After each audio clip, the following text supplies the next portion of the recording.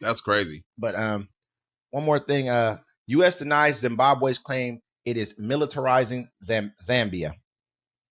The head of U.S. Africa Command denied Thursday claims by Zimbabwean government officials that Washington is setting up a military base in neighboring Zambia and wants to move AFRICOM operations there from Germany.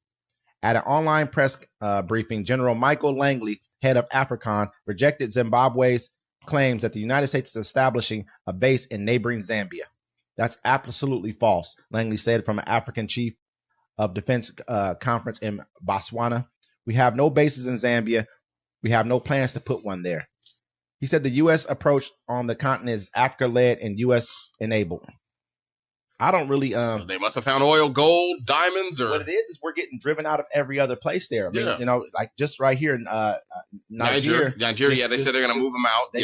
We have a huge drone base there. This is how we like struck a lot of people, like a lot of Middle Eastern countries were able to strike from there. Like we're right now, they're going through a quasi Arab Spring in Africa. They're driving out all Europeans and driving out America, us right along with them, Western, as they should.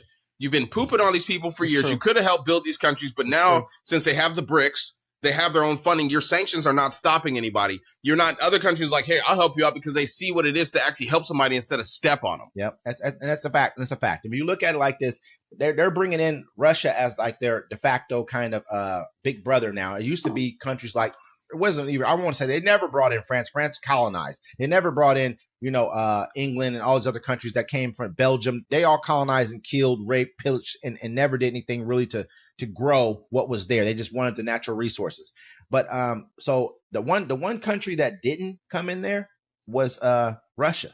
And so if you really think about it, Russia never colonized Africa at all. Yeah. And so this is like, it's kind of leads to the situation we're in now, where they're able to say, hey, they're because they kicked our military. Russia was never really stable to do any of that. No way. Think about it. They had Russia, they had the USSR, they had the Soviet Union. They had so much going on in their own country. They was like, they ain't got time. For a long time, they used to have a czar there, which is pretty much a king. Like that's what a czar is. Yeah. And they had that for a long time, I believe, until like the early 1900s, and then that's when they switched over to becoming the. So they were stable for a long time. They've been a strong military force. Russia could throw bodies at stuff. Yeah. Like when they lost the war when they won the war, I should say, to Germany, it's because they damn near lost 3 or 4 times more people, and they lost millions of people. Yeah. You know what I mean? Just throwing bodies up against Germany. That's the only way they beat them. So they've had the stability. Well, they beat them that way. They beat them that way, and also, like, the Germans figured that they were going to gather supplies from all the towns and cities that they took over, and the Russians are like, no, you will not. And they burned it all and then left it. And so the German soldiers starved. And it's crazy because if Hitler never went after Russia, he would have conquered the rest of the world. He moved too fast. He moved way too fast. But and also, when you look at Russia, they also, just recently they came out with all those really old pictures of Christ and the baby Christ, Jesus, and all that kind of stuff. And they were pictures of black people. Yeah, the Black Madonna. They have it in Europe. For a reason, man. And for me as a person who looks into politics and things of that nature, I know this is the right thing for Africa. Yeah. But me as an American, I hate that our country is such a racist country, and we've had racist policies for so long that it's hurting. What we're doing with these other countries. We need to put people out front of people of color, blacks. Well, America doesn't care, because America, if they want it, they'll just take it. Look at Hawaii. It's getting harder, man. It's not the same as it used to be anymore. You can't. You're not just taking things anymore. That's why France got ran out of their 3 best trap spots they had out there when they had Niger, Mali, and Burkina Faso, where they got France again. We talked about this all the time. No gold mines in France. The 4th highest gold reserves in the world.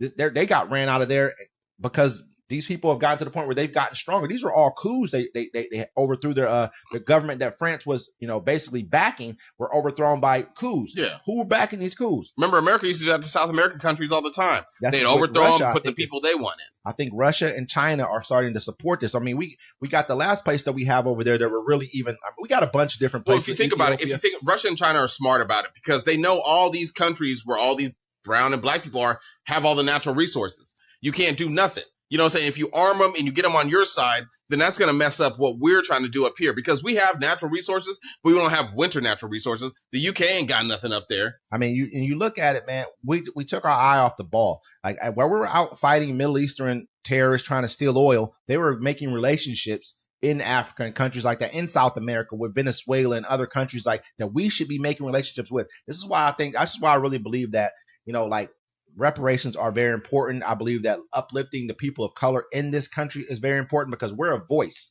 We can go to countries in Africa and speak them, in continents like Africa and speak to countries, but you got to give us, there has to be some kind of power behind that. We can't just talk and then you send in Donald Trump or a Joe Biden to make policy that's not in accordance to what we're already saying, because it's just going to be the same old rhetoric that we've done for years.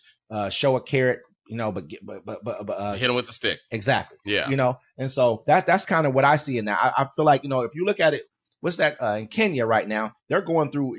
That president over there is going through a major problem because they had the uprising over the tax thing we talked about, over them trying to raise taxes to pay back the IMF and the World Bank.